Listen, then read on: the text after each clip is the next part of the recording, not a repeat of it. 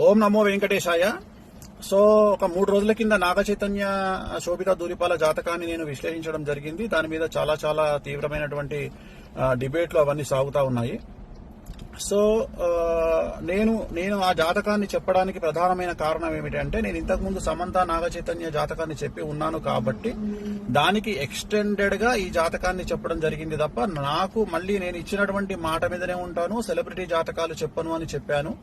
నేను ఇక మీద సెలబ్రిటీ జాతకాలు చెప్పడము మానేశానని చెప్పాను. అదే మాట మీద ఉంటున్నాను. నేను కంటిన్యూ చెయ్యను. సో ఆ చెప్పాల్సినటువంటి పరిస్థితి కూడా లేదు. సో సెలబ్రిటీ జాతకాలు కానీ రాజకీయ విశ్లేషణలు కానీ నేను చెయ్యను అని చెప్పి మీకు నేను మొన్న 2 నెలల కింద నేను ఒక వీడియో పెట్టి ఉన్నాను.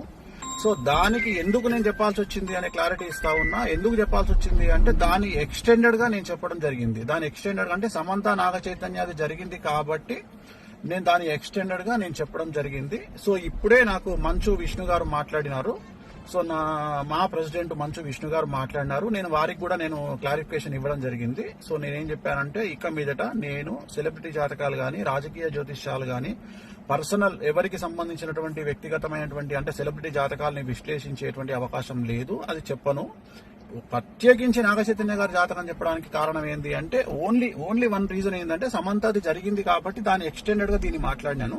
అంతే తప్ప ఇక మీదట నా నుండి మీరు సెలబ్రిటీ జాతకాలు నేను చెప్పను అని చెప్పాను. అదే మాట మీద ఉంటున్నాను. సో మంచు విష్ణు గారితో కూడా ఇప్పుడే మాట్లాడినాను. మాట్లాడితే సార్ మాట్లాడినారు. సో చెప్పాను నేను ఇది పరిస్థితి అంటే, ఆయన కూడా వెరీ గుడ్ డిసిషన్ స్వామి గారు అని చెప్పారు. సో నాకు కూడా తెలుసు. కానీ ఈ ఒక్కటి చెప్పడానికి కారణం ఏంటంటే, ఆల్రెడీ జరిగింది కాబట్టి దాన్ని ఎక్స్టెండెడ్ గా ఇది మాట్లాడాను. సో ఇక మీదట నేను సెలబ్రిటీ జాతకాలు చెప్పను అనే మాట మీదనే ఉంటున్నాను. నేను ఎక్కడ సోషల్ మీడియాలో వేరే వాళ్ళ జాతకాలని విశ్లేషించే ఉద్దేశము నాకు లేదు. నేను ఇక మీదట పెట్టను. విష్ణు గారు కూడా వచ్చిన తర్వాత కలుద్దామని చెప్పినారు.